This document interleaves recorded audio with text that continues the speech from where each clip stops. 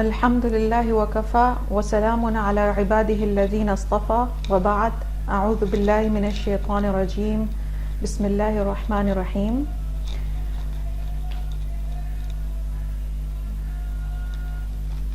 قرآن مجید سورہ روم کی آیات 18 سے 24 میں ہمیں بتاتا ہے کہ اللہ تعالیٰ کی نشانیاں ہیں کہ اس نے ہمیں مٹی سے پیدا کیا اور پھر انسان بنایا جن کی نسل پھیل رہی ہے. انہی آیات میں اللہ تعالیٰ نے ذکر کیا ہے کہ اللہ کی نشانیوں میں سے ایک بات یہ ہے کہ اس نے ہمارے لیے انسانوں کے لیے ان کے اندر سے شریک حیات پیدا کیے ہیں اور ان کے خاندانوں کے درمیان مودت اور رحمت، محبت اور ہمدردی کے جذبات پیدا کیے ہیں. یہ باتیں ذکر کرنے کے بعد اللہ تعالیٰ کہتے ہیں ان فی ذلک لآیات لقوم یتفکرون.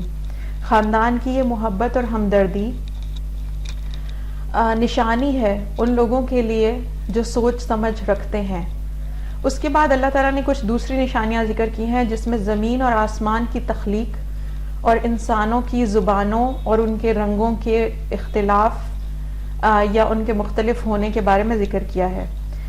یہاں مفسرین ایک نقطہ بیان کرتے ہیں کہ خاندان کو اللہ تعالیٰ نے اتنی اہمیت دی ہے کہ آسمان اور زمین کی تخلیق سے پہلے اس کا ذکر کیا ہے اور خاندان کی مودت اور رحمت کو اپنی نشانیوں میں سے ایک کہا ہے. اس سے ہمیں یہ معلوم ہوتا ہے کہ خاندان اللہ کی نشانیوں میں سے ایک ہے اور خاندان کی بنیاد پر ہمارے اندر محبت اور ہمدردی کے جو جذبات پائے جاتے ہیں وہ بھی اللہ کی نشانیوں میں سے ہے. اسی وجہ سے اسلام میں خاندان کی اتنی اہمیت ہے کہ خاندان کے فرائض اور حقوق الگ الگ بیان کیے گئے ہیں اور جو لوگ ان کو ادا کرتے ہیں اچھے طریقے سے ان کی تعریف کی گئی ہے، جبکہ وہ لوگ جو اپنے خاندان کے لیے ذمہ دار فرد ثابت نہیں ہوتے، چاہے وہ سربراہ خانہ ہوں یا خاندان کے ایک فرد، ان کی مذمت کی گئی ہے. اور بعض مقامات پر ایسے لوگوں پر لعنت بھی کی گئی ہے، جیسے ایسا شوہر جو اپنے خاندان کے لیے حساس نہ ہو، ایسی بیوی جو اپنے خاندانی ذمہ داریاں پوری نہ کرے. ایک حدیث میں نبی صلی اللہ علیہ وسلم نے فرمایا کہ تم میں سے ہر شخص ذمہ دار ہے اور اس کی ذمہ داری کا سوال ہوگا. وہاں پر فرمایا کہ آدمی اپنے گھر والوں کا ذمہ دار ہے اور عورت بھی اپنے گھر والوں کی ذمہ دار ہے. ایک اور حدیث میں نبی صلی اللہ علیہ وسلم نے فرمایا خیرکم خیرکم لأہلی، تم میں سے بہترین لوگ وہ ہیں جو اپنے گھر والوں کے لیے بہترین ہیں اور میں تم میں سے اپنے گھر والوں کے لیے بہترین انسان ہوں. اس سے ہمیں پتہ چلتا ہے کہ خاندان کے اندر محبت، ہمدردی اور خاندان کے حقوق کا خیال رکھنا اسلام میں کتنا اہم ہے. صرف اسلام نہیں، دنیا کا ہر مذہب، عقل اور لاجک استعمال کرنے والے سب لوگ خاندان کو بڑی اہمیت دیتے ہیں. جارج برنارڈ شاہ کا ایک قول ہے کہ a happy family is but an earlier heaven، کہ ایک خوش و خرم خاندان جو ہے وہ اس دنیا کے اندر ہی ایک جنت ہے. تو سوال یہ پیدا ہوتا ہے کہ وہ محبت اور ہمدردی جو مسلم خاندان کا ترہ امتیاز ہے وہ کہاں گئی؟ آج کل ہم دیکھتے ہیں کہ مسلمان خاندان ایک عجیب و غریب قسم کے اخلاقی بحران سے گزر رہے ہیں جس کی وجہ سے آئے روز دل خراش خبریں سننے کو ملتی ہیں. لوگ اپنی دماغی صحت تباہ کر بیٹھے ہیں صرف اس وجہ سے کہ ان کے خاندان نے ان کے حقوق ادا نہیں کیے یا ان کے خاندان میں کوئی ایسا فرد تھا جس کی وجہ سے، جس کی اخلاقی برائیوں کی وجہ سے پورے خاندان کو ایک مشکل زندگی سے گزرنا پڑ رہا ہے. برینی بنچ کی یہ سیریز ہوم ریک ریسکیو کا پہلا سیشن مسلم فیملی ان مورل کرائسس اصل میں ایسے ہی واقعات سے متاثر ہو کر شروع کیا گیا جس میں ہمیں ہماری کاؤنسلنگ سروس میں آئے دن ایسی شکایات مل رہی تھیں کہ خاندان کا ایک فرد کسی غیر اخلاقی سرگرمیوں میں ملوث ہے اور باقی لوگ اس کی غیر اخلاقی سرگرمیوں کو دنیا کی نظروں سے چھپانے کے عذاب میں مبتلا ہے. انہی دنوں وہ واقعہ ہوا جس نے پوری پاکستانی قوم کو ہلا کر رکھ دیا. خاندان کے خلاف ایک بھیانک جرم ہوا پاکستان کی شرائع عام کے اوپر ایک خاندان جو ماں اور بچوں سمیت گاڑی میں سفر کر رہا تھا، ان کے اوپر ظلم کی انتہا کر دی کچھ درندوں نے، اور وہاں پر بھی ہمیں یہ پتہ چلا کہ ظلم کرنے والے جو تھے وہ ارلی 20s 20 سے لے کر 35 سال کی عمر کے افراد تھے. یہ بھی کسی خاندان کے بیٹے تھے. ایک ماں کے اوپر اس کے بچوں کے سامنے ظلم کرتے ہوئے ان لوگوں کے دلوں میں کوئی احساس کیوں نہیں جاگا؟ یہ اتنے بے حس کیوں تھے؟ انہوں نے ظلم کی اس انتہا تک کیوں پہنچے؟ اور وہ خبریں جو پاکستان کے مختلف گھروں اور خاندانوں سے ہم تک آتی ہیں، اس میں ملوث افراد اتنے بے حس کیسے ہو جاتے ہیں؟ یہ آج ہم سوچیں گے اور دیکھیں گے. اور یہ ایک تکلیف دہ حقیقت ہے کہ مسلمان معاشرے اور مسلمان خاندان کی اخلاقی خرابیاں آئے دن سامنے آ رہی ہیں. ایک زمانہ تھا کہ ہم اس بات پہ فخر کیا کرتے تھے کہ ہم مغرب سے بہتر معاشرہ رکھتے ہیں، ہمارے ہاں خاندان کا ادارہ انٹیکٹ ہے، ہم ابھی بھی خاندانی اقدار کو فالو کرتے ہیں. لیکن کچھ عرصے سے یوں لگتا ہے کہ مسلمان معاشرے میں بھی خاندان کا شرازہ بکھر رہا ہے.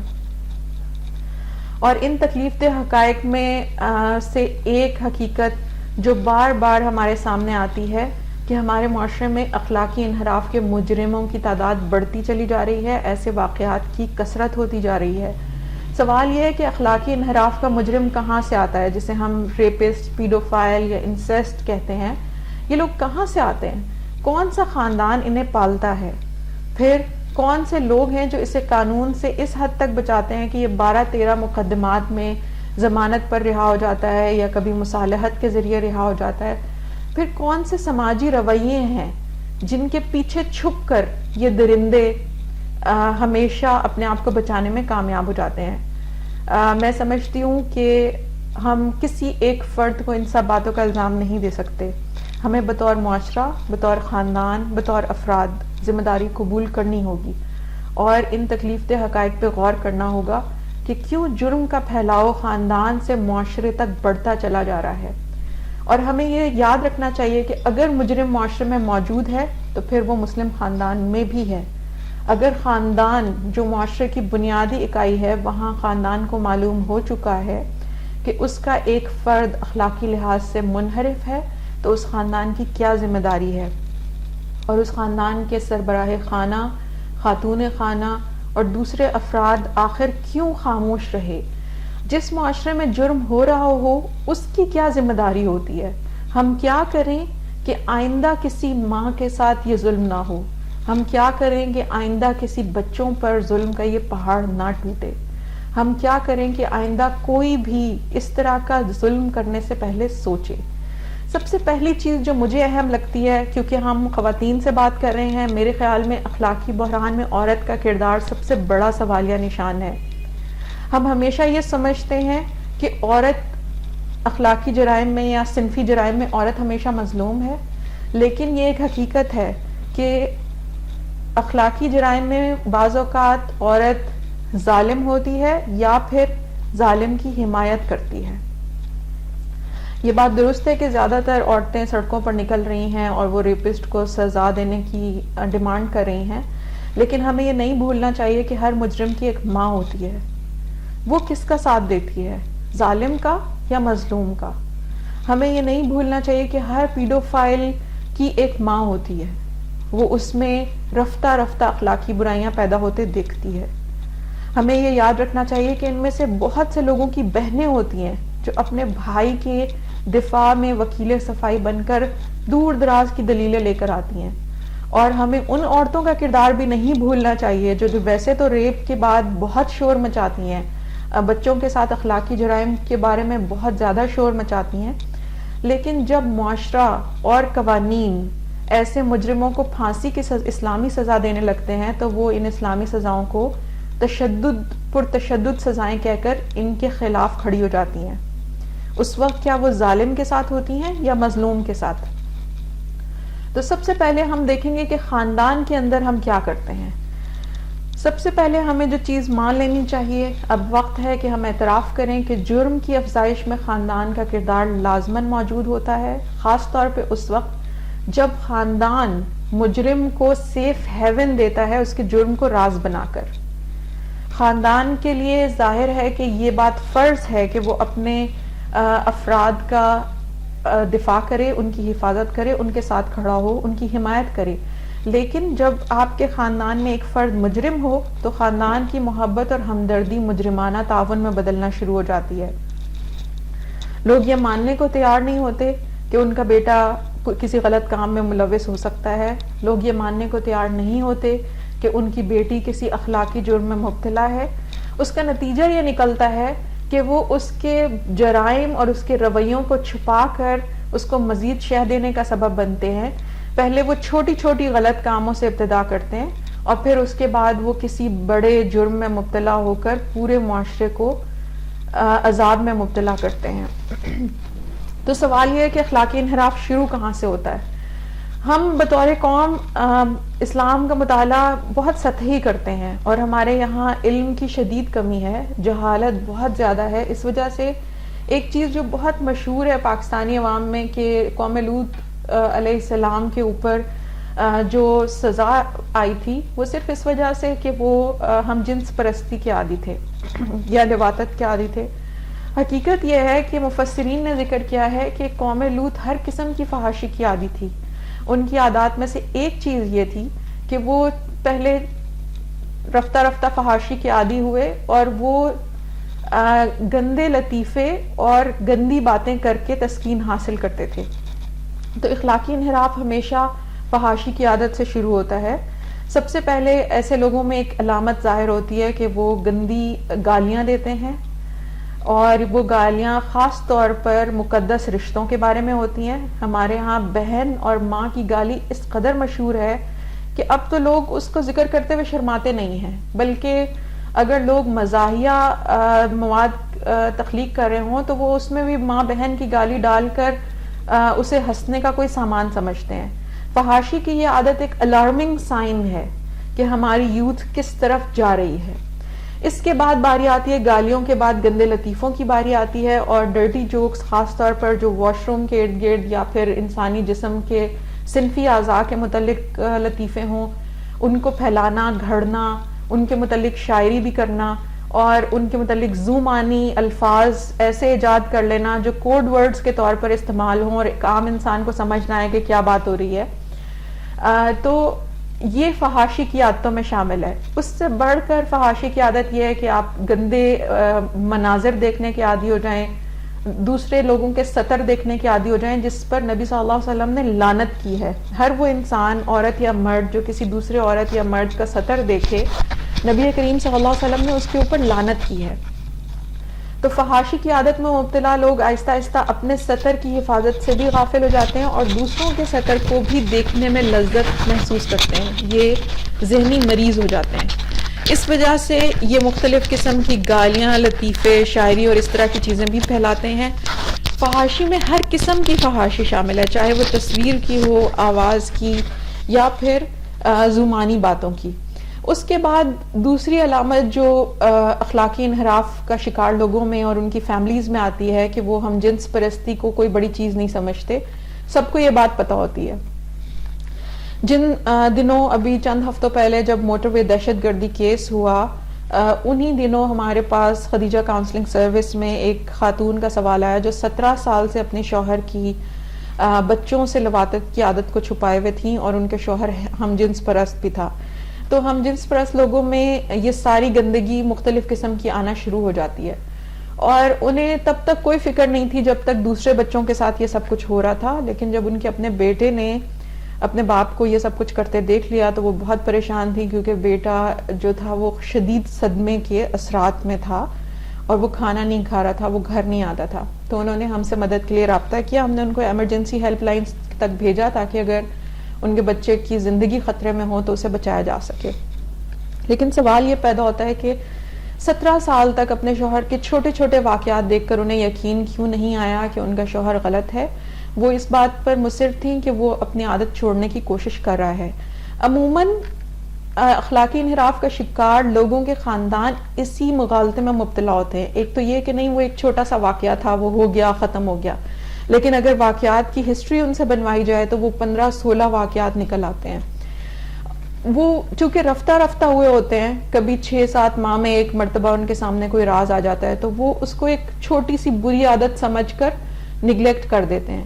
لیکن ایک مسلمان جو اللہ تعالیٰ کی حدوں پہ یقین رکھتا ہو، حلال و حرام کے معیار کو مانتا ہو اور لا الہ الا اللہ کہہ کر تمام حرام چیزوں کو ٹھکرا چکا ہو، اس کے لیے کیسے ممکن ہے کہ وہ اپنے خاندان کے اندر حرمتیں پامال ہوتی دیکھے اور پھر وہ کہے کہ نہیں یہ تو بس تھوڑی سی غلط عادتیں تھی اس کو. اگلی عادت جو ان میں آتی ہے وہ لواطت ہے. یہ بعض اوقات اپنے شریک حیات سے بھی لواطت کرتے ہیں اور اس پہ شرمندہ نہیں ہوتے. پہلے یہی کہتے ہیں کہ سب کچھ غلطی سے ہو گیا، اس کے بعد شرمندہ ہونا چھوڑ دیتے ہیں. پھر یہ ایسے مواد پہ مبنی چیزیں بھی اپنے گھر والوں کو دکھاتے ہیں تاکہ آہستہ آہستہ ان کو بھی قائل کر سکیں کہ یہ سب ہو رہا ہے، یہ پوری دنیا کر رہی ہے، یہ آپ بھی کر سکتے ہیں اور یہ کوئی بڑی بات نہیں ہے. تو آہستہ آہستہ ان کی بے حسی کا درجہ بڑھتا جاتا ہے. پھر یہ جبرن لواطت بھی کرتے ہیں چھوٹے بچے اور بچیوں سے، اور خاندانوں کی راز رکھنے کی وجہ سے یہ ہوتا ہے کہ بچے اور بچیاں ان کے ظلم کا شکار بھی ہوتے ہیں اور اسی چھت کے نیچے رہنے پہ مجبور ہوتے ہیں.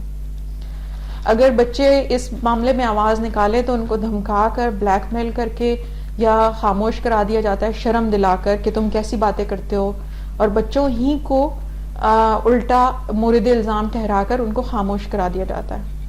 اخلاقی انحراف میں آگے بڑھتے بڑھتے آخرکار یہ لوگ زنا تک پہنچتے ہیں. زنا میں یہ زنا بالرضا کے عادی ہو سکتے ہیں اور اس میں یہ مختلف قسم کے لوگوں کے ساتھ تعلقات چند مہینوں کے بنا کر ان کو چھوڑنے کے عادی ہو سکتے ہیں. جیسے وہ سب لوگ جو ہائپر سیکشول ڈس آرڈر کا شکار ہوتے ہیں، وہ بعض اوقات شادیاں بھی کرتے ہیں لیکن ان کی شادیاں جو ہیں وہ کچھ مہینوں سے زیادہ نہیں چل پاتی ہیں. اور مقدس رشتوں کے متعلق غلط خیالات اور ان کے ساتھ زنا کرنا، زنا بالجبر، بعض اوقات ان کا پرتشدد خیالات اتنے بڑھ جاتے ہیں کہ یہ دوسرے انسان کی عزت پہ حملہ بھی کر سکتے ہیں اور زنا بالجبر کر سکتے ہیں، جسے ہم ریپ کہتے ہیں. اس کے علاوہ یہ محرم عورتوں سے زنا کر سکتے ہیں، کیونکہ ایسی فیملیز رفتہ رفتہ آئسولیٹڈ ہو جاتی ہیں، یہ اپنے آپ کو معاشرے سے الگ کر لیتی ہیں تاکہ ان کا راز نہ نکلے، اور یہ بہت زیادہ رازداری سے کام لینے لگتی ہیں، اس لیے ان کا حلقہ محدود ہو جاتا ہے. اور چونکہ ان کا حلقہ محدود ہو جاتا ہے تو ان کے پاس بہت زیادہ چوائسز نہیں ہوتی، پھر یہ محرم رشتوں کے اندر زنا کا شکار ہونے لگتے ہیں.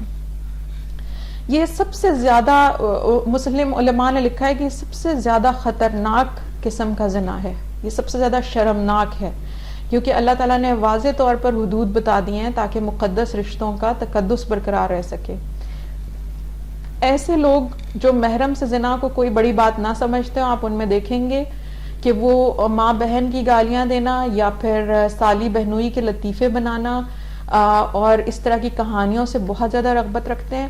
ایک الارمنگ سچویشن جو ہمارے معاشرے میں آ رہی ہے وہ یہ کہ میڈیا کے اوپر بھی انسیسٹ سٹوریز کو رومانس کے نام پر ڈرامے اور فلم میں پیش کیا جا رہا ہے. یہ دکھایا جا رہا ہے کہ ایک آدمی اپنی بیوی کو طلاق دیتا ہے اور پھر سالی سے شادی کر لیتا ہے، یا ایک آدمی جو ہے وہ اپنی بیوی کی جو ہے وہ بھابھی سے شادی کر لیتا ہے. آخر یہ کہانیاں لکھنے والے کون ہیں اور کیوں ہماری قوم اتنی قائل ہو گئی ہے فحاشی کی کہ وہ اب ان کہانیوں کو فحاشی نہیں سمجھتی؟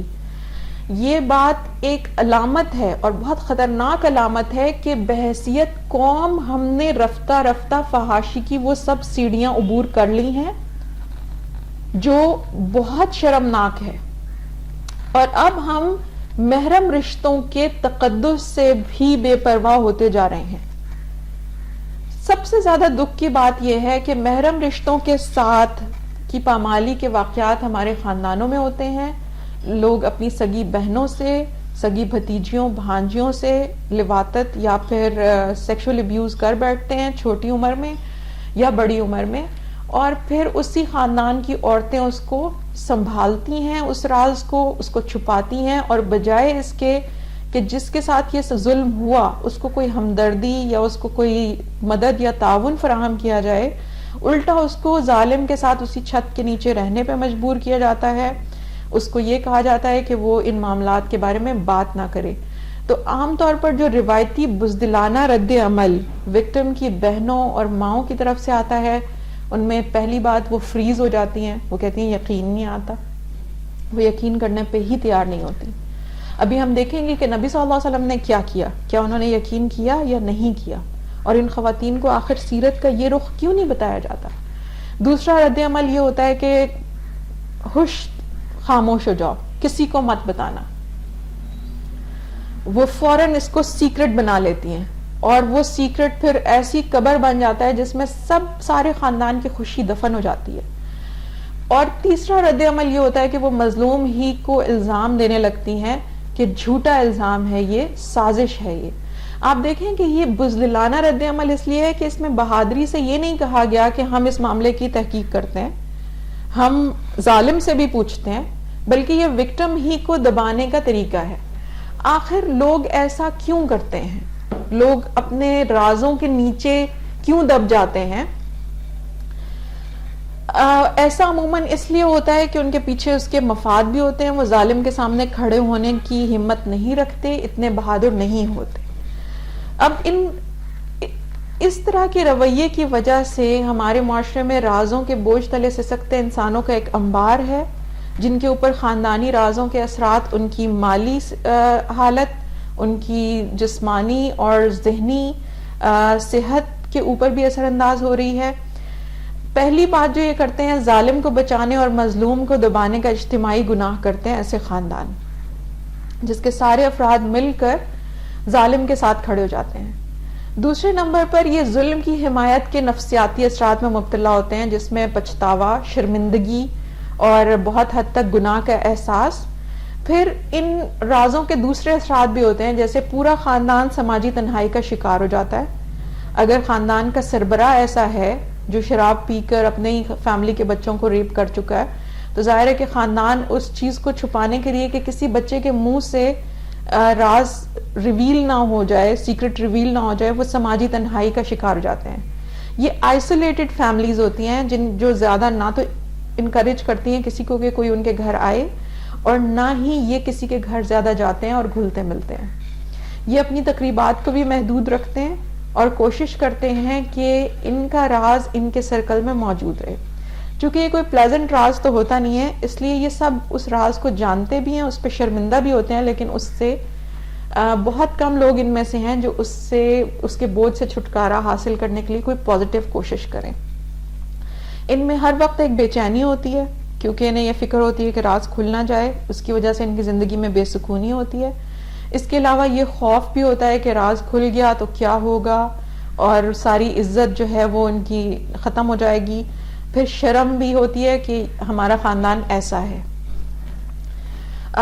ایک آرٹیکل کا مطالعہ جو میں کر رہی تھی سائیک سینٹرل پہ، جو سائیکالوجی کے بارے میں ایک ویب سائٹ ہے، انہوں نے بتایا کہ ایسے لوگ شدید درد کی شکایت کریں گے، یہ لوگ اکثر تناؤ، اسٹریس یا ڈپریشن میں مبتلا رہیں گے، اور ان میں ایک کامن سائن یہ آئے گا کہ یہ فاصلوں اور بوجھ کو زیادہ محسوس کریں گے. عام لوگ جو فاصلہ آسانی سے طے کر لیتے ہیں، یہ اس کو مشکل سے طے کریں گے. بوجھ انہیں بہت زیادہ لگے گا، جلدی تھک جانے کی شکایت کریں گے، اور مختلف کاموں کو کرنے میں عام لوگوں سے زیادہ وقت لیں گے. یہ وہ قیمت ہے جو پورا خاندان چکاتا ہے، اور اس کے ساتھ ساتھ اگر وکٹم بھی خاندان میں ہو تو وہ بھی ظاہر ہے کہ اس کی قیمت چکاتا ہے. سوال یہ ہے کہ اتنی بڑی قیمت پر آخر وہ کیوں اتنا کچھ چھپاتے ہیں؟ تو اس کا جواب یہ ہے کہ بس ایک بات، خاندان کی ناک، فیملی آنر کو ہم سب نے ڈیفینڈ کرنا ہے چاہے کچھ بھی ہو جائے.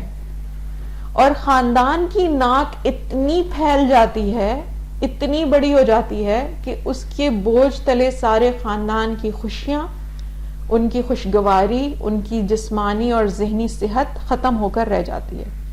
اس کے باوجود خاندان کی ناک کا بوجھ اگلی نسلوں کو منتقل ہو جاتا ہے. تو سوال یہ پیدا ہوتا ہے کہ آخر ہمت سے بڑے نازک رازوں کا بوجھ آپ کب تک اور کیوں اٹھاتی رہیں گی؟ جو خواتین اپنے اوپر اتنے بڑے بڑے نازک خاندانی راز لاد کر چل پھر رہی ہیں، ان سے میری جب بھی بات ہوئی کاؤنسلنگ سروس کے ذریعے، اور میں نے ان کو بتایا کہ اسلام آپ کو یہ نہیں کہتا، کہ آپ ان رازوں کو چھپا کر پھریں، یہ آپ کا قصور نہیں ہے، جس کا قصور ہے اس کو بھگتنے دیں۔ تو ان کے جو جوابات تھے وہ بڑے مزیدار تھے۔ انہوں نے جواب دیا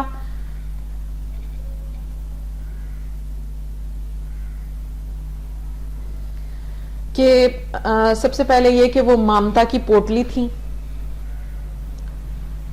انہوں نے کہا کہ میری تو اولاد ہے، میں کیا کروں، اب میں اپنی اولاد کو تو نہیں چھوڑ سکتی، بیٹا ہے، بیٹی ہے، اگر بیٹی جو ہے وہ انفیتھفل ڈاٹر ہے، گھر سے بھاگ گئی تھی یا پھر اس نے خفیہ شادی کر لی تھی اور یا اس کا ابارشن ہو چکا ہے 16-17 سال کی عمر میں، تو انہوں نے کہا کہ میں مامتا کی پوٹلی ہوں، میں کیا کروں، میں تو ماں ہوں۔ پھر اسی طریقے سے اگر بیٹا جو ہے وہ چائلڈ ابیوزر ہے تو کیا کروں، میں بیٹا ہے، میں تو کچھ نہیں اور کر سکتی۔ دوسرے نمبر پہ ان کے پاس ایک جواز ہوتا ہے کہ وہ تو وفا کی پتلی ہیں، وہ کچھ بھی ہو وہ اپنے خاندان سے وفا کریں گی، وہ اپنے شوہر سے وفا کر رہی ہیں، وہ اپنے بھائی سے وفا کر رہی ہیں۔ ایسی وفا کی پتلیاں اتنے بڑے بڑے راز چھپاتی ہیں کہ ایک بچی کا واقعہ میں اکثر بچوں کو سناتی ہوں، جس کی زندگی، اس کی مزری میں نے خود دیکھی، جو 18 سال کی عمر میں اس نے سوسائڈ کمٹ کر لی۔ اس کے سگے ماموں نے اس کو بچپن میں بار بار چائلڈ ابیوز کا نشانہ بنایا، اور اس کی والدہ نے شکایت کرنے پر اس سے یہ کہا کہ اپنے باپ کو مت بتانا، میرا بھائی مجھ سے چھوٹ جائے گا۔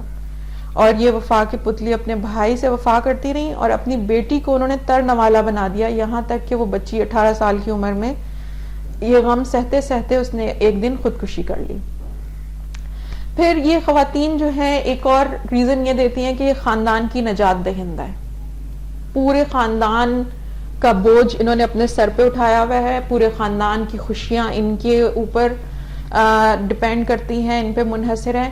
تو آپ کو وہ ہندو میتھولوجی کا وہ بیل یاد آ جاتا ہے جس کے سینگوں پہ پوری دنیا اٹھائی ہوئی ہوتی ہے، اور جب وہ ایک سینگ سے دوسرے تھک جاتا ہے تو وہ اسے دنیا کو دوسرے سینگ پہ منتقل کرتا ہے تو زلزلہ آ جاتا ہے۔ تو ان خواتین کا بھی یہی معاملہ ہوتا ہے کہ پورے خاندان کی خوشیوں کا معاملہ ان کے ہاتھ میں ہوتا ہے، اور یہ سمجھتی ہیں کہ وہی اس کی رسپانسبل ہے، اور ان کے خیال میں خوشیاں، خاندان کی خوشیاں بچانے کا واحد طریقہ یہی ہے کہ ظالم کو دبا دیا جائے، چاہے وہ بھائی ہو، چاہے وہ بیٹا ہو، چاہے وہ باپ ہو، چاہے وہ شوہر ہو، ظالم کو چھپایا جائے۔ اچھا، اگر آپ ان کے ان دعووں کی ڈیپتھ میں جائیں تو آپ کو مزے کی باتیں پتہ لگیں گی کہ یہ بظاہر مامتا اور وفا کے نام پر اور خاندان کی ویل بینگ کے نام پہ جو دعوے کیے جا رہے ہیں، ان کے پیچھے حقیر مفادات ہوتے ہیں۔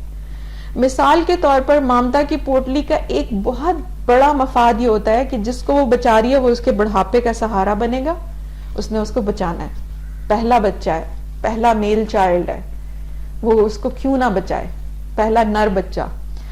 دوسری بات، جو وفا کی پتلی ہوتی ہے اس نے اپنا میکا یا سسرال بچانا ہوتا ہے۔ جب وہ اپنے بھائی کی کسی غلط کاری کے اوپر جو ہے وہ پردہ ڈال رہی ہوتی ہے تو اس نے دنیا کی نظروں میں اپنا میکا بچانا ہوتا ہے، یا جب وہ اپنے دیور کی غلطیوں پہ پردہ ڈال رہی ہوتی ہے تو اس نے اپنا سسرال بچانا ہوتا ہے، یا جب وہ اپنی نند کی انفیڈیلٹی کو چھپا رہی ہوتی ہے تو اس نے اپنا سسرال میں اپنا کھونٹا مضبوط کرنا ہوتا ہے۔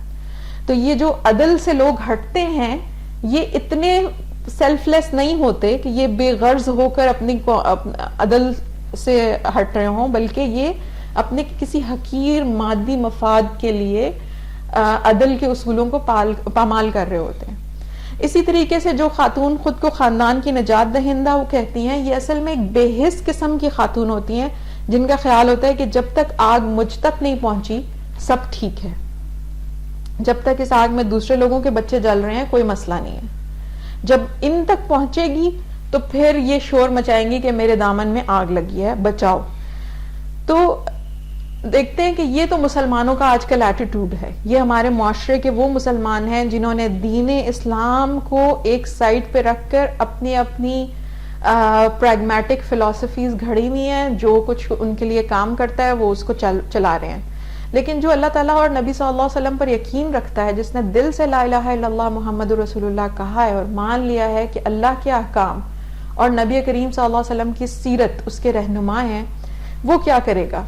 اسلام کو دیکھیں تو سب سے پہلا اصول جو اسلام دیتا ہے وہ یہ کہ عدل کو حقیر مفادات پر کبھی بھی ترجیح نہ دی جائے۔ ہمیشہ عدل کو مقدم رکھیں، ہمیشہ عدل کریں. اور یہ بات اللہ تعالیٰ قرآن مجید میں کئی جگہ پہ فرماتے ہیں. ایک جگہ اللہ تعالیٰ کہتے ہیں یا ایھا الذین آمنوا کونوا قوامین بالقسط، اے لوگوں جو ایمان لائے ہو عدل و انصاف پہ مضبوطی سے جم جاؤ.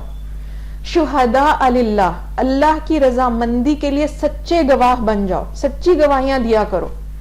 اور یہ سچی گواہی ولو علی انفسکم، چاہے یہ تمہارے اپنے خلاف ہو، او الوالدین، یا پھر تمہارے والدین کے خلاف ہو، والاقربین، چاہے تمہارے اپنے رشتہ داروں کے خلاف ہو، تم نے سچی گواہی دینی ہے. اور اللہ تعالیٰ کہتے ہیں فلا تتبعوا الہوی ان تعدلوا، اپنی خواہشوں کے پیچھے پڑ کر انصاف کو مت چھوڑ دینا.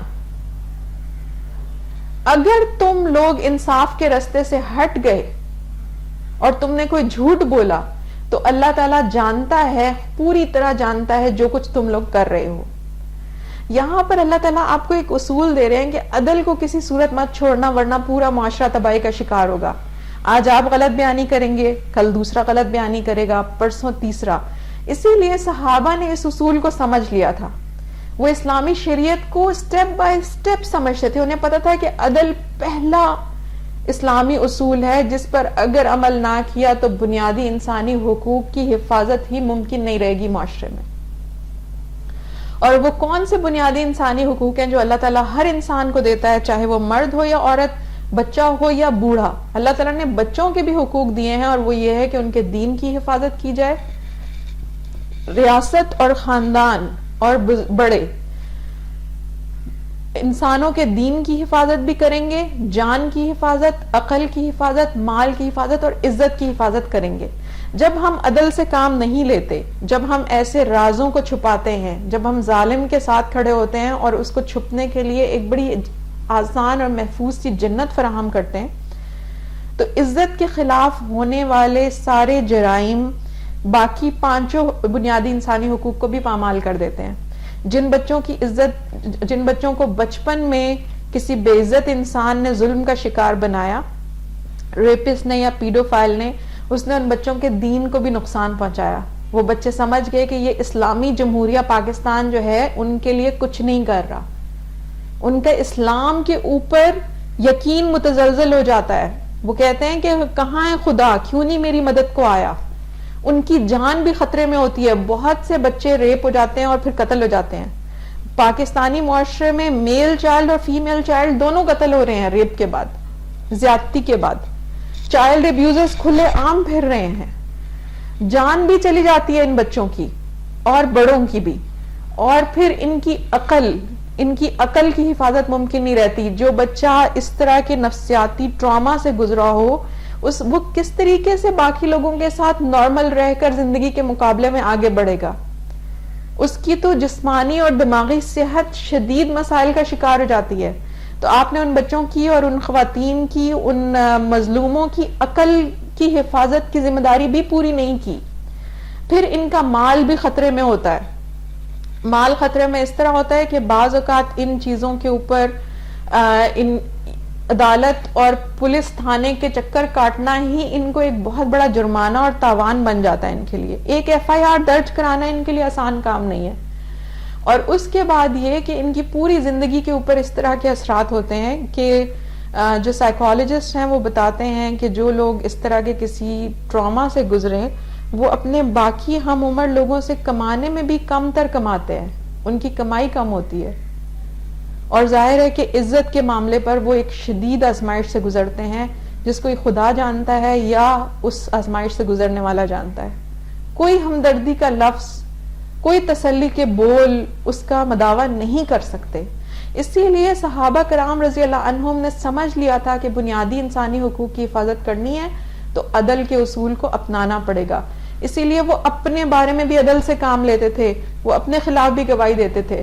ماعز ابن مالک کا واقعہ بہت مشہور ہے، جو نبی کریم صلی اللہ علیہ وسلم کے پاس آئے اور انہوں نے کہا مجھے پاک کر دیں، مجھ سے گناہ ہو گیا ہے. نبی صلی اللہ علیہ وسلم نے جب ان کو کئی مرتبہ کہا کہ جاؤ اللہ سے توبہ کرو، استغفار کرو اور ختم کرو معاملہ، لیکن وہ مصر رہے کہ مجھ پہ حد جاری کریں. تو نبی صلی اللہ علیہ وسلم نے ان سے تفتیش کی اور معلوم یہ ہوا کہ وہ شادی شدہ ہیں اور ان سے زنا ہوا ہے. تو نبی کریم صلی اللہ علیہ وسلم نے حکم دیا کہ ان کو سنسار کر کے موت کی سزا دے دی جائے. جب ان کو موت کی سزا دے دی گئی تو کچھ لوگوں نے ان کے بارے میں کوئی بات کرنے کی کوشش کی کہ یہ ہلاک ہو گیا، اس کے جرم نے کیا کر دیا. تو نبی کریم صلی اللہ علیہ وسلم نے فرمایا کہ مائز کی توبہ سے افضل کوئی توبہ نہیں ہے. پھر کچھ دنوں بعد انہوں نے ان کے لیے استغفار بھی کروایا، دعا کروائی، اور پھر کہا لَقَدْ تَابَ تَوْبَةً لَوْ قُسِّمَتْ بَيْنَ أُمَّةٍ لَوَسَعَتْهُمْ. اس شخص نے ایسی توبہ کی ہے کہ اگر یہ پوری امت پہ بھی تقسیم کر دی جائے تو یہ ان سب کو کافی ہو جائے. پھر نبی کریم صلی اللہ علیہ وسلم کے پاس ایک اور خاتون آئیں جو غامد قبیلے سے تھیں، اور انہوں نے کہا کہ مجھے پاک کر دیجئے. انہوں نے بھی زنا کا اقرار کیا، وہ حاملہ تھی. نبی صلی اللہ علیہ وسلم نے ان کے وضع حمل کا انتظار کیا. اس دوران ایک صحابی ان کی کفالت کرتے رہے، ان کے اوپر خرچ کرتے رہے. اور پھر جب انہوں نے بچے کو جنم دے دیا تو وہ نبی صلی اللہ علیہ وسلم کے پاس دوبارہ آئیں، اور نبی صلی اللہ علیہ وسلم نے اب کی مرتبہ ان کو رجم کرنے کا حکم دیا. ان کا بچہ چھوٹا تھا تو ان کے بچے کی رضاعت کی ذمہ داری ایک انصاری صحابی نے لے لی، اور نبی صلی اللہ علیہ وسلم نے ان کو رجم کر کے سنسار کر کے موت کی سزا دی. اب یہ وہ لوگ تھے جنہوں نے اپنے ساتھ عدل کیا، یہ وہ لوگ تھے جنہوں نے جان لیا کہ ان سے جو غلطی ہوئی ہے وہ اللہ کی حد کو پامال کر بیٹھے ہیں، اللہ کو غضب دلانے والا جرم کر بیٹھے ہیں، لیکن اس دنیا کی سزا ہلکی ہے اور آخرت کی سزا بڑی سخت ہے. تو وہ خود نبی صلی اللہ علیہ وسلم کے پاس آگئے، اپنے اوپر عدل کے نفاذ کے اوپر اصرار کیا اور اس دنیا کی سزا کو بھول کر لی، لیکن آخرت کے لیے بوجھ جمع نہیں کیا. کیا اس میں ہم مسلمانوں کے لیے کوئی عبرت کا سبق نہیں ہے کہ ہم یہ سمجھتے ہیں کہ اپنے خاندان کی ناک بچا لی، اپنے خاندان کا راز بچا لیا، اور اس میں ہم کتنی زندگیاں تباہ کر دیتے ہیں؟ کیا ان لوگوں کے خاندان نہیں تھے؟ کیا ان کو کسی نے نہیں کہا ہوگا کہ تم نے پورے خاندان کو بدنام کر دیا؟ لیکن آپ دیکھیں کہ ان کے بچے پر بھی مسلمانوں نے خرچ کیا، بچے کی رضاعت بھی مکمل کرائی، بچے کے حقوق بھی ضائع نہیں ہونے دیے. یہ مسلمان تھے، آتھینٹک، جینوین، فیئر اور آنیسٹ، خدا سے ڈرنے والے، اور یہ جاننے والے کہ اللہ تعالیٰ ہر چیز کو جانتا ہے. اور ہم کون ہیں؟ ہم کس سے راز رکھ رہے ہیں؟ خدا سے، جو سینوں کے بھید بھی جانتا ہے، جو آنکھوں کی خیانت بھی جانتا ہے. آخر ہمیں کیا ہو گیا ہے؟ ہم جس نبی صلی اللہ علیہ وسلم کی امت تھے، اس نے ہمیں جو نظام دیا تھا وہ ہمیں کیوں بھول گیا ہے؟ اب یہ دیکھیے کہ عہد نبوی میں صنفی جرائم کا فیصلہ کیسے ہوتا تھا اور ہمارے سماجی رویے کیا ہیں. مجھے شدید تکلیف ہوتی ہے جب اس طرح کے کیسز پہ میں عجیب و غریب تبصرے سنتی ہوں، تو مجھے نبی صلی اللہ علیہ وسلم کی کئی خوبصورت احادیث یاد آتی ہیں. ان میں سے میں نے چاہا کہ کچھ احادیث اپنی بہنوں کے سامنے رکھوں کہ حضرت علقمہ ابن وائل جو ہیں اپنے والد وائل سے روایت کرتے ہیں کہ ایک عورت جو تھی وہ نماز کے لیے گھر سے نکلی، رستے میں ایک شخص نے ان کے ساتھ زیادتی کی اور چلا گیا. وہاں پر ایک انصار کا ایک گروہ جو تھا وہ بھی آ رہا تھا مسجد کی طرف. انہوں نے دیکھا اس خاتون کو اس حالت میں تو وہ اس کے پاس رک گئے، اور وہ خاتون نے ان سے شکایت کی کہ ایک شخص نے میرے ساتھ ابھی یہ کیا اور وہ یہاں سے گیا ہے. وہ سب بھاگے اور اس کے پیچھے اس کو پکڑ لیا، اور اس کو پکڑ کر مجرم کو نبی صلی اللہ علیہ وسلم کے پاس لے آئے، ایک شخص کو. تو جو خاتون تھی انہوں نے اسے شناخت کیا اور کہا کہ یہی مجرم ہے. نبی صلی اللہ علیہ وسلم نے اس کے رجم کا سنسار کرنے کا حکم دیا، یعنی وہ شادی شدہ شخص تھا جس نے زنا کیا اور زنا بالجبر کیا. تو اس نے کوئی ویپنز وغیرہ یوز نہیں کیے تھے، اس لیے اس کو رجم کی سزا دی، جو کہ شادی شدہ اس کی ہے، شادی شدہ زانی کی سزا ہے، ریپسٹ کی، اور یہ موت کی سزا ہے، یعنی پتھر مارنا یہاں تک کہ وہ مر جائے. تو اذیت کے ساتھ پتھر مار کر موت دینا، تو یہ موت کی سزا اس کو دے دی. اتنے میں ایک اور شخص آیا اور اس نے کہا کہ اے اللہ کے رسول، وہ مجرم میں ہوں، یعنی عورت سے شناخت میں کوئی غلطی ہو گئی ہے. تو نبی صلی اللہ علیہ وسلم نے اس عورت سے کہا تم جاؤ، اللہ نے تمہیں معاف کیا، یعنی اس زنا میں تمہارا کوئی حصہ نہیں تھا، تم مجبور تھی، تمہارے اوپر ظلم ہوا، اور اس شخص کی تعریف کی جس نے آ کر اپنے جرم کا اعتراف کر لیا تھا۔ اب آپ یہ دیکھیے کہ نبی صلی اللہ علیہ وسلم نے کیا کیا، عورت کو تسلی دی۔ صحابہ نے کیا کیا، فوراً عورت کے مجرم کو گرفتار کرنے چل پڑے اور لے کر اس کو خود نہیں مارا بلکہ قانون کے حوالے کیا۔ اور نبی کریم صلی اللہ علیہ وسلم نے اس عورت کو کیا کہا، اس کو تسلی دی اور اس کو کہا کہ تمہیں اللہ نے معاف کیا، یعنی تم سے کوئی غلطی نہیں ہوئی۔ ہمارا ایٹیٹیوڈ کیا ہوتا ہے؟ ہم کہتے ہیں کہ اس لڑکی میں ہی کچھ ہوگا۔ اب دیکھیں ہمارے سماجی رویے جو ایک ریپسٹ کو چھپنے کا موقع دیتے ہیں، ہم لوگ ہوتے تو ہم کہتے تم اکیلی کیوں نکلی، تمہیں مسجد جانے کی کیا ضرورت تھی، عورت کی نماز گھر میں افضل ہے۔ بلکہ ہم لوگ کہتے ہیں کہ جو بچی کچی مسجدیں جن پہ عورت کو جانے کی اجازت ہے ان پہ بھی تالا لگا دو، پہلے ہی ہمارے یہاں عورتوں کے لیے مسجدوں میں جانا منع ہے، تو ہم لوگ ایک حکم جاری کرتے کہ گھر بیٹھو، آئندہ کوئی مسجد نہیں جائے گی عورت، کیونکہ عورتیں مسجد جاتی ہیں فتنہ پھیلتا ہے اور پھر یہ ریپ ہو جاتی ہیں۔ اگر ہم ہوتے اس موقع پر تو جو کچھ ہم کہہ رہے ہوتے ہیں اس میں سے ایک جملہ یہ بھی ہوتا کہ تم نے کیا کیا تھا ایسا جو وہ تمہاری طرف مائل ہوا، آخر اس نے ساری مسجد جانے والی عورتوں میں سے تمہیں کیوں چنا۔ اس کے علاوہ ہم یہ بھی کہتے کہ جو ہوا سو ہوا، اب قانونی کارروائی کر کے تم نے تماشا بنوانا ہے کیا، وہیں پہ بات ختم کر دو، چپ کر جاؤ، معاف کر دو۔ اللہ معاف کرنے والوں کو پسند کرتا ہے، اللہ صبر کرنے والوں کو پسند کرتا ہے۔ اور اس میں سے ایک جملہ یہ بھی ہوتا ہے کہ تم سارے خاندان کے دشمن ہو، تم سارے خاندان کو بدنام کر کے رہو گی۔ نبی کریم صلی اللہ علیہ وسلم کا رویہ کیا تھا، صحابہ کے رویے کیا تھے، اور ہمارے سماجی رویے صرف اور صرف مظلوم کے مخالف رویے ہیں۔ ہم ظالم کو ایک جنت فراہم کرتے ہیں ظلم میں آگے بڑھتے چلے جانے کے لیے۔ اب ایسا نہیں ہے کہ عہد نبوی میں بچوں سے صنفی جرائم نہیں ہوئے۔ نبی صلی اللہ علیہ وسلم کے زمانے میں حضرت انس رضی اللہ عنہ روایت کرتے ہیں، اور یہ صحیح بخاری اور مسلم کی حدیث ہے، کہ ایک یہودی نے ایک بچی جو لڑکی تھی اس کا سر دو پتھروں کے درمیان کچل دیا۔ اس سے پوچھا گیا کہ تمہارے ساتھ یہ کس نے کیا؟ اس نے حالت نزع میں یہ بیان دیا کہ فلاں یہودی نے یہ کیا، اور اس نے اشارہ کیا سر سے کہ ہاں یہ فلاں یہودی نے یہ کیا، اور اس یہودی کو پکڑ کر لایا گیا، اس نے اعتراف کر لیا۔ نبی صلی اللہ علیہ وسلم نے حکم دیا کہ اس کا سر بھی اسی طریقے سے دو پتھروں کے درمیان کچل دیا جائے۔ اس سے ملتا جلتا واقعہ حضرت عمر کے زمانے میں بھی ہوا، جب ایک لڑکی نے ایک جاریہ کہتے ہیں لڑک پن کی عمر کی لڑکی، ٹین ایج کہہ سکتے ہیں آپ، اس لڑکی کو بھی کسی نے اس طریقے سے ریپ کیا، اور اس نے ریپ کرنے کے بعد اپنے ریپسٹ کے سر پر پتھر مارنے میں کامیاب ہوگی اور اسے قتل کر دیا۔ اس کو 1 سال بعد اس کے گھر والے حضرت عمر رضی اللہ عنہ کے پاس لائے، اور انہوں نے کہا کہ یہ جو ہے یہ بچہ ہے اور یہ ہمیں نہیں معلوم یہ شادی شدہ نہیں ہے۔ حضرت عمر رضی اللہ عنہ نے اس سے پوچھا تو اس نے بتایا کہ فلاں وقت میں جو لاش ملی تھی وہ میں نے اس شخص کو قتل کیا تھا کیونکہ وہ میرا مجرم تھا۔ حضرت عمر رضی اللہ عنہ نے اس شخص کا خون بیکار قرار دیا، اور اس کے بدلے میں ان کے گھر والوں کو کوئی چیز نہیں دی، یعنی اس کی نہ دیت نہ قصاص کچھ بھی نہیں لیا، اور اس لڑکی کو چھوڑ دیا۔ تو یہ لڑکیاں تھیں، یہ بچیاں تھیں، لڑک پن کی عمر تھی۔ اب انہی اسلامی اصولوں سے یہ نہیں ہے کہ پاکستان میں قوانین موجود نہیں ہیں، پاکستان کے قوانین میں یہ بات لکھی ہے کہ زنا کے مقدمے میں عدالت ایک مرد یا ایک عورت کی گواہی پر تعزیر کی سزا دے سکتی ہے، حد کی سزا جاری نہیں ہوگی لیکن تعزیر کی سزا ہوگی، اور یہ سزا 10 سے 25 سال قید بامشقت اور جرمانہ ہو سکتا ہے۔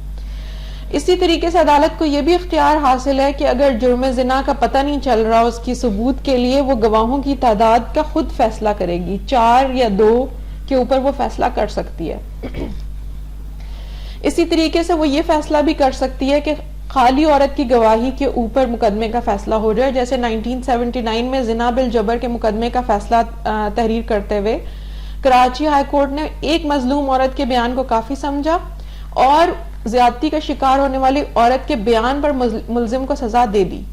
اسی طریقے سے پاکستان کی وفاقی شرعی عدالت نے بھی یہ لکھا ہے کہ حدود اور قصاص کی سزاؤں میں بالعموم مردوں کی یعنی شہادت لازم ہے، لیکن اگر حدود سے کم تر تعزیری سزائیں ہوں تو وہاں پہ مردوں کی چشمدید شہادت بھی لے جا سکتی ہے، اور شہادت بالقرائن کو بھی قبول کیا جا سکتا ہے۔ اور یہ انہوں نے ائمہ سلف کے فیصلوں کو سامنے رکھ کر یہ قرار دیا ہے۔ تو ائمہ سلف نے جو شہادت بالقرائن کا اصول بنایا تھا کہ وہاں پر جو واقعے کی جو جگہ ہے اس کو دیکھ کر، اور اب جیسے ڈی این اے ٹیسٹ آ گیا ہے تو وہ بھی شہادت بالقرائن میں آتا ہے، ان سب چیزوں کو دیکھ کر بھی مقدمے کا فیصلہ کیا جا سکتا ہے۔ لیکن ہمارا سماجی رویہ کیا ہے؟ یہ اصول آخر کار قرآن مجید اور نبی صلی اللہ علیہ وسلم کی احادیث اور مسلم علماء کے اجتہاد وغیرہ سے ہی لیے گئے ہیں، لیکن ہمارا سماجی رویہ کیا ہے کہ جو ایک بچہ آپ کو آ کر بتاتا ہے اس کے ساتھ یہ ہوا ہے، ہم اسی مظلوم پہ شک کرتے ہیں۔ مجھے خود اچھی طرح یاد ہے کہ ایک اسکول میں ایک بچہ تھا جس کے ایٹیٹیوڈ میں ایک دم میں نے تبدیلی دیکھی، اور اس کی بہن نے بھی آ کر مجھ سے کہا کہ یہ بدل رہا ہے، اگر اس کو کوئی پرابلم ہے تو آپ مجھے بتائیں، اور آپ اس کی ٹیچر ہیں، یہ آپ کا بہت ذکر کرتا ہے، تو آپ کائنڈلی نوٹ کریں کہ اس کے ساتھ ایسا کیا ہوا ہے۔ میں نے اس بچے سے بات کی، وہ ظاہر ہے کہ شرم کے مارے نہیں بتانا چاہتا تھا، اور میں بھی اسے مجبور نہیں کرنا چاہتی تھی، لیکن میں نے اس سے یہ کہا کہ تمہیں کچھ لوگوں سے خطرہ ہے؟ تو اس نے اتنا بتایا کہ ہاں اسے فلاں لوگوں سے خطرہ ہے۔ میں نے اس پہ شک نہیں کیا، میں نے کہا کہ وہ بچہ ٹھیک کہہ رہا ہے، اور اس کی جو کیفیت تھی وہ بھی میں دیکھ رہی تھی۔ وہ پہلے بہت پولائٹ اور بہت مینرز والا بچہ تھا جو اچانک بہت بٹر اور روڈ ہو گیا تھا، اور وہ کچھ خاص لوگوں کے آس پاس زیادہ بے چین ہو جاتا تھا۔ تو میں نے اپنی جو سینئر ٹیچرز تھیں، جو شادی شدہ تھیں، بال بچے دار تھیں، جن کے اپنے بچے اسی عمر کے تھے، میں نے ان سے بات کی کہ ہمارے اسکول میں کچھ بچے ہیں جو دوسرے بچوں کو پریشان کر رہے ہیں، تو ہمیں مل کر ان پہ نظر رکھنی چاہیے، اور پھر اگر ہمارے پاس کوئی ثبوت آتا ہے تو ہمیں ایڈمنسٹریشن سے بات کرنی چاہیے۔ تو جو سینئر خواتین تھیں انہوں نے بالکل بے حسی سے میری بات سنی، اور اس کے بعد انہوں نے کہا بچے ایسے ایک دوسرے پہ الزام لگا دیتے ہیں، آپ ان کی باتوں پہ نہ جائیں۔ ہمارا سماجی رویہ یہ ہے کہ ہم مظلوم پہ شک کرتے ہیں، کبھی کبھی اس کو پاگل بھی قرار دے دیتے ہیں۔ جیسے ہمارے پاس کاؤنسلنگ سروس میں ایک بچی نے اپنا مسئلہ بیان کیا کہ اس کے گھر میں اس کی پھپھو کو قید کر کے رکھا جاتا ہے، اور اس کے سگے تایا اور دادی ہی صرف اس کمرے میں جاتے ہیں، اور بعض اوقات جب پھپھو جو ہے وہ خودکشی کی کوشش کرتی ہیں یا ان کے اوپر ایک دورہ سا پڑتا ہے جس میں وہ چیختی چلاتی ہیں اور وہ تایا کو ناپاک انسان کہتی ہیں، تو اس وقت ان کے کپڑے بھی ان سے چھین لیے جاتے ہیں، ان کو کھانا بھی دینا بند کر دیا جاتا ہے سزا کے طور پہ، اور وہ سخت سردی میں ان کو بستر بھی نہیں دیا جاتا۔ اور انہوں نے اتنی ہاربل ڈیٹیلز بتائیں اپنے گھر میں قید اپنی پھپھو کے بارے میں کہ مجھے بہت پریشانی ہوئی۔ تو میں نے کہا کہ وہ تمہیں پاگل لگتی ہیں؟ اس نے کہا وہ مجھے پاگل نہیں لگتی، وہ دکھی بہت ہیں، اداس باتیں کرتی ہیں، اور وہ غصے والی بہت زیادہ ہیں، لیکن جب میں ان کے پاس جاتی ہوں مجھے وہ پاگل نہیں لگتی، وہ مجھ سے ٹھیک طریقے سے بات کرتی ہیں، اور تایا کو دیکھ کر ہی صرف غصے میں آتی ہیں۔ اور وہ کہنے لگی کہ میرے سامنے تایا نے ان کے کپڑے چھین لیے، اور میرے لیے وہ بہت شرمندگی تھی۔ ظاہر ہے کہ دو خواتین ہیں، وہ تو شرمندہ ہوں گی۔ اب سوال یہ ہے کہ کون لوگ ہیں جو مظلوم ہی کو پاگل قرار دے کر بند کر دیتے ہیں؟ اس بچے نے بتایا کہ وہ پھپھو جو ہیں انہوں نے کبھی چپکے سے مجھے بتایا کہ تمہارے تایا نے بچپن سے میرے ساتھ زیادتی کی ہے، اور افسوس کی بات یہ ہے کہ دادی یہ سب کچھ دیکھ رہی ہے اور وہ اپنے بیٹے کا ساتھ دے رہی ہے۔ اور ہمیں یہ جان لینا چاہیے کہ پرورژن کی ایک نشانی یہ بھی ہے، کسی کو بے لباس کرنا یا بے لباس کرنے کی دھمکیاں دینا۔ وہ لوگ جو پاکستانی سیاست میں ہیں اور جلسوں میں کھڑے ہو کر مخالفین کو بے لباس کرنے کی دھمکیاں دیتے ہیں، وہ بھی اپنی پرورژن کا اظہار کر رہے ہوتے ہیں کہ ان کا دماغ کتنا صاف ستھرا ہے۔ تو جو لوگ حقیقت میں ایسا کر رہے ہیں ان کے پرورٹ ہونے میں تو کوئی شبہ نہیں ہے۔ میں حیران ہوں کہ ایک بیٹی کی ماں کس طریقے سے اپنی بیٹی کے اس طریقے کی توہین اور ظلم اور زیادتی کو برداشت کرتی رہی، اور اس نے اپنی بیٹی کو پاگل قرار دے دیا۔ اسی طریقے سے جو لوگ اس طرح کے ظلم کرتے ہیں وہ مظلوم کے بارے میں جھوٹ پھیلا دیتے ہیں، اس کو کہتے ہیں کہ یہ تو پاگل ہے، نفسیاتی مریض ہے، یہ عجیب عجیب باتیں کرتی ہے یا کرتا ہے، اسی کو دبا دیتے ہیں اور خاموش رکھتے ہیں۔ اور ایسا صرف لڑکیوں کے ساتھ نہیں ہوتا، لڑکوں کے ساتھ بھی، چھوٹے بچوں کے ساتھ بھی ہوتا ہے جن کے ساتھ ظلم یا زیادتی بڑی عمر کی عورتیں کریں، وہ بھی چھوٹے بچوں کے بارے میں ایسی باتیں پھیلا کر ان کی سیلف اسٹیم کو ختم کر دیتی ہیں۔ یہ لوگ انتہائی وائلنٹ لوگ ہوتے ہیں، یہ عام لوگوں سے زیادہ چالاک لوگ ہوتے ہیں. جب آپ ان کے پلان اے کو ناکام کر رہے ہوتے ہیں، یہ بی اور سی پہ عمل کر رہے ہوتے ہیں، اور ان کے پاس بہت سارے پلانز ہوتے ہیں، ان کو مینیپولیشن کی بہت ساری ٹیکنیکس آتی ہیں. اس لیے ہمارے نیکسٹ ایکسپرٹس جو ہیں وہ آپ کو بتائیں گے کہ پرورٹ ہوتے کون ہیں، ان کے سائنس کیا ہیں، اور ان کو پہچاننے کا آپ کے پاس کیا ذریعہ ہے، اسی طریقے سے وکٹم کو پہچاننے کا آپ کے پاس کیا ذریعہ ہے. تو انشاءاللہ اس سیریز میں آپ بہت سارے ایکسپرٹس کو سنیں گے جو آپ کو مختلف چیزیں بتائیں گے. کرنے کا کام یہ ہے کہ ہم ہمیشہ یہ یاد رکھیں کہ عہد اسلام کی ابتدائی نسلوں نے، صحابہ کرام رضی اللہ عنہم اور تابعین کی نسلوں نے کس طریقے سے اسلامی عدل کے اصولوں کو نافذ کیا، انسانوں کے بنیادی حقوق کی حفاظت کی، معاشرے سے بے حیائی کو ختم کیا. بے حیائی صرف تنگ کپڑوں میں نہیں ہے، بے حیائی صنفی جرائم میں بھی ہے.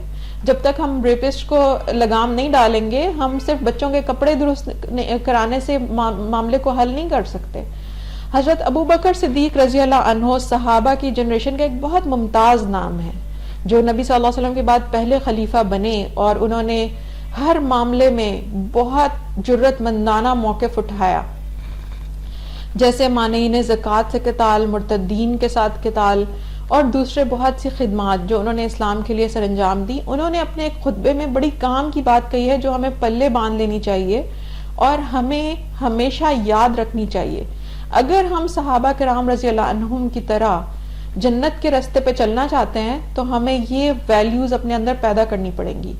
حضرت ابو بکر نے اپنے خطبے میں اللہ کی حمد و ثنا بیان کرنے کے بعد کہا، اے لوگو، تم یہ آیت پڑھتے ہو اور اس کا غلط مطلب لیتے ہو کہ علیکم انفسکم لا یضرکم من ضل اذا اہتدیتم، کہ تم پر تمہارے اپنی ذمہ داری ہے، اور اگر تم سیدھے راستے پر ہو تو پھر گمراہ لوگ تمہیں کوئی نقصان نہیں پہنچا سکیں گے. انہوں نے کہا تم اس آیت کا غلط مطلب لیتے ہو. ہم نے نبی صلی اللہ علیہ وسلم کو یہ کہتے ہوئے سنا ہے کہ اگر لوگوں نے ظالم کو دیکھا اور اس کا ہاتھ نہ پکڑا، اس کو ظلم سے نہ روکا، تو اللہ تعالیٰ ان کے اوپر ایسا عذاب لائے گا جو سب کے اوپر آئے گا، ظالموں پہ بھی، مظلوموں پہ بھی، اور ظلم نہ روکنے والوں پہ بھی. یعنی پورا معاشرہ ہی عذاب میں مبتلا ہوگا. اور انہوں نے فرمایا کہ میں نے رسول اللہ صلی اللہ علیہ وسلم کو کہتے ہوئے سنا کہ کوئی ایسی قوم نہیں ہے جس کے اندر مختلف قسم کے گناہ ہوتے ہوں اور وہ اس بات پہ قادر بھی ہوں کہ ان گناہوں کو روک سکیں، لیکن پھر بھی وہ ان کو نہ روکیں تو اللہ تعالیٰ ان کے اوپر عام عذاب بھیجے گا جس میں سب مارے جائیں گے. ہمیں یہ سوچنا پڑے گا کہ حضرت ابو بکر صدیق رضی اللہ عنہ کیوں گناہوں سے لڑنے میں کامیاب ہوئے تھے؟ کیونکہ انہوں نے نبی صلی اللہ علیہ وسلم کی نصیحت پلے باندھ رکھی تھی. ان کو پتا تھا کہ اگر معاشرہ گناہوں کے آگے کھڑا نہ ہوا تو پورا معاشرہ مٹ جائے گا. آج جو ہم پہ وبائیں آئی ہیں، جو قحط آئے ہیں، جو ٹڈی دل کا حملہ ہوا، فصلیں تباہ ہو گئیں، اور پھر زلزلے اور سیلاب آئے، کیا ہمیں اور کسی قدرت کی طرف سے کسی اور ویک اپ کال کا انتظار ہے؟ ابھی تک ہم اس وبا کے اثر سے پوری طرح آزاد نہیں ہوئے جس نے اس سال کے شروع سے ہمیں جکڑ رکھا ہے. ہمارے پاس یہ اس بات کی دلیل ہے کہ اللہ تعالیٰ ہم سے کچھ چاہتا ہے، وہ ہمیں جگا رہا ہے، اور اب ہمیں جاگ جانا چاہیے حضرت ابو بکر صدیق رضی اللہ عنہ کے اس نصیحت کے روشنی میں. اور ہمیں یاد رکھنا چاہیے کہ نبی صلی اللہ علیہ وسلم نے ہمیں کہا تھا ظالم اور مظلوم دونوں کی مدد کرو. انصر اخاک ظالما او مظلوما، اپنے بھائی کی مدد کرو چاہے وہ ظالم ہو یا مظلوم. ایک شخص نے پوچھا، اے اللہ کے رسول، اگر وہ مظلوم ہو تو میں اس کی مدد کر سکتا ہوں، لیکن جب وہ ظالم ہو تو میں اس کی کیسے مدد کروں، آپ بتائیے. تو نبی صلی اللہ علیہ وسلم نے فرمایا، تمنعه من الظلم فإن ذلك نصره، تم اسے ظلم سے روکو گے، یہ اس کی مدد ہوگی. تو ہمارے معاشرے میں جس بھی قسم کے صنفی جرائم بڑھ رہے ہیں اور خاندان سے لے کر معاشرے تک کو اثر انداز ہو رہے ہیں، ہمیں یہ سوچنا پڑے گا کہ ہم نے ظالم اور مظلوم دونوں کی مدد کرنی ہے. ہم بے حس بن کر، خاموش تماشائی بن کر، اور جب تک دوسروں کے گھر آگ لگی ہے لگی رہے گا سوچ کر اپنی زندگی مزے سے نہیں گزار سکتے. اس وقت معاشرے میں کسی کی بھی زندگی خوشگوار نہیں ہے جب آپ آئے دن اس طرح کی خبریں سنتے ہیں. بچیوں میں خوف کا یہ عالم ہے کہ بہت ساری بچیاں یونیورسٹی جانے سے ڈر رہی ہیں. جو لڑکیاں دوسرے شہروں سے سفر کر کے اپنے تعلیمی اداروں تک پہنچتی ہیں وہ خوف زدہ ہیں کہ اس ملک کی شاہراہیں محفوظ نہیں رہیں. وہ کیسے جائیں, وہ کیسے تعلیم حاصل کریں, وہ کیسے رزق حلال کمانے کے لیے جائیں. تو خدا کے لیے یہ ڈوبتے ہوئے معاشرے کی آخری پکار سنیں اور سوچیں کہ مسلمان خاندان کیوں اخلاقی بحران کا شکار ہے. انشاءاللہ اس لیکچر کے بعد نیکسٹ سیٹرڈے ہمارے پاس دوسرے اسکالرز موجود ہیں جو سائیکیٹرسٹ ہیں, سائیکو تھراپسٹ ہیں, لیگل کاؤنسلرز ہیں, اور ان میں ہمارے پاس میڈیکل ڈاکٹرز اور ریلیجس اسکالرز بھی ہیں. امید ہے کہ آپ ان سب بہنوں کو سنیں گی, اور امید ہے کہ ہم سب مل کر اس سیریز سے کچھ نہ کچھ سیکھنے سکھانے میں کامیاب ہوں گے, جس سے ہمارا معاشرہ بہتر ہوگا. اور یہی برینی بنچ کا مقصد ہے اس سیریز ہوم ریک ریسکیو سے, کہ خاندان اور گھر کے اندر جو خرابیاں در آئی ہیں ان کو ختم کیا جائے, تاکہ کل کو کوئی یہ نہ کہہ سکے ثناخان تقدیس مشرق کہاں ہے. السلام علیکم ورحمۃ اللہ وبرکاتہ.